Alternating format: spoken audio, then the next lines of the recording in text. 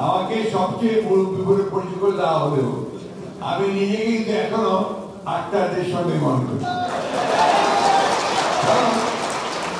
আজীবন লড়াই সংগ্রামের মধ্য দিয়ে বড় হয়েছে এবং এখন লড়াই করে চলেছি। আমরা বিশ্বাস করি বাংলাদেশের মানুষ সংগ্রাম লড়াই এটাতে মজ্জাগত।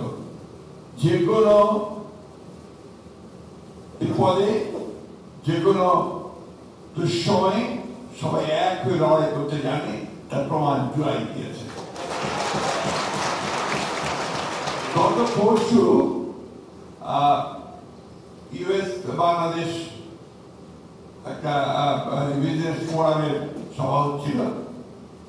সেখানে আমাদের সম্মানিত, সকলের সম্মানিত, বিশ্বের সম্মানিত প্রফেসর ইউনূস যখন কথা বলছিলেন, আমার বারবার করে মনে হচ্ছিল যে আমি এই দেশের স্বাধীনতার ঘোষক শহীদ প্রেসিডেন্ট জিয়া রহমানের কথা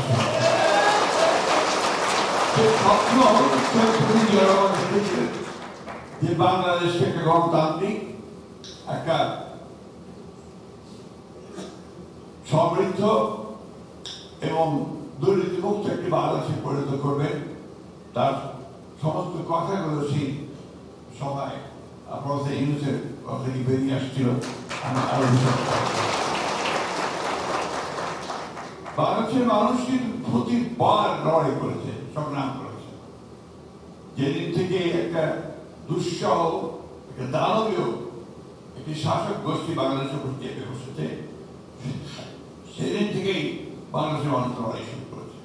আমি পার্টিকুলার কোনো পলিটিক্যাল পার্টিকে কথা বলতে চাই না, প্রায় প্রতিটি মানুষের বিরুদ্ধে সংগ্রাম করেছে। যেমন করেছে আপনার সেই তেঁতুলিয়ার গ্রামের মানুষ, ঠিক আপনারা এইখানে এই প্রবাস মধ্যপ্রাচ্যে যারা আপনার বাংলাদেশের উন্নয়নে বলুন, প্রতিটি কাজে বলুন, যে সহযোগিতা করছে, সেটাও স্বপ্ন দেখেছিলেন শহীদ প্রেসিডেন্ট জিয়া রহমান। এবং আজকে গার্মেন্টসের যে নারীরা আমাদের যে কাজ করছেন এবং একটা নতুন একটা অধ্যায় সূচনা করতেন, সেটা কিন্তু স্বপ্ন দেখেছিলেন শহীদ প্রেসিডেন্ট জিয়া রহমান। একটা একজনের শাসন ব্যবস্থা থেকে বহুদলীয় গণতন্ত্র এবং একই সাথে মুক্ত সমাজ, একটা আপনার মুক্ত সংবাদ প্রবাহ, freedom of speech, freedom of press, এগুলো স্বপ্ন দেখেছিল শহীদ প্রেসিডেন্ট জিয়া রহমান।